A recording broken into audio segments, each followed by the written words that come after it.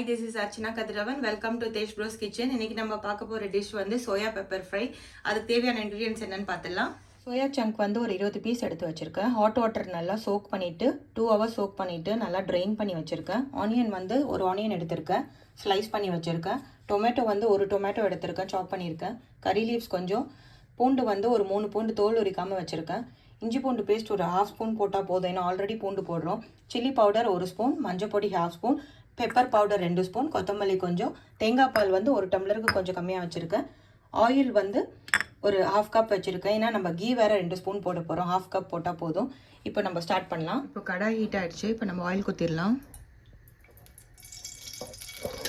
வந்து நான் ஆனியன் போட்டேன். ஆனியன் ஃப்ரை ஆனோடனே நம்ம ஜிஞ்சர் கார்லிக் பேஸ்ட் போடலாம். ஜிஞ்சர் கார்லிக் பேஸ்ட் போட்டு ஃப்ரை ஆன உடனே நம்ம வந்து கருவேப்பிலையும் பூண்டையும் போட்டுடலாம். கருவேப்பிலையும் பூண்டையும் போட்டேன், நல்லா ஃப்ரை ஆகட்டும். ஆனியன் கலர் மாறினோடனே நம்ம டொமேட்டோ போட்டுக்கலாம். இப்போ டொமேட்டோ போட்டேன், ரெண்டும் நல்லா குக் ஆகட்டும். அந்த வாட்டர்லாம் வெளில வரணும் டொமேட்டோலேருந்து.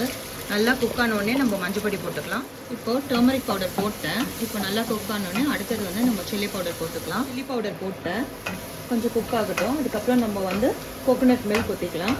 கோகோனட் மில்க் ஊற்றிட்டேன். இப்போ வந்து நான் வந்து 1 ஸ்பூன் சால்ட் போட்டுக்கிறேன். நம்ம தேவைப்பட்டால் சோயா போட்டதுக்கப்புறம் இன்னும் கொஞ்சம் போட்டுக்கலாம் வேணா. இது வந்து கிரேவி மாதிரி கொஞ்சம் கெட்டியாகும். இந்த டைமில் வந்து நம்ம சோயாவை போட்டுடலாம். இப்போ சோயா போட்டேன்.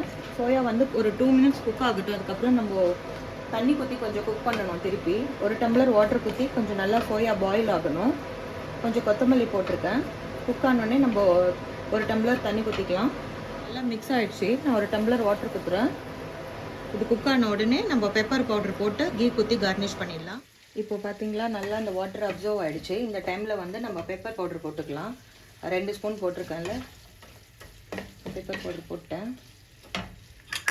இப்போ வந்து கீ வந்து ஒரு 2 ஸ்பூன் குத்திக்கலாம் போதும்.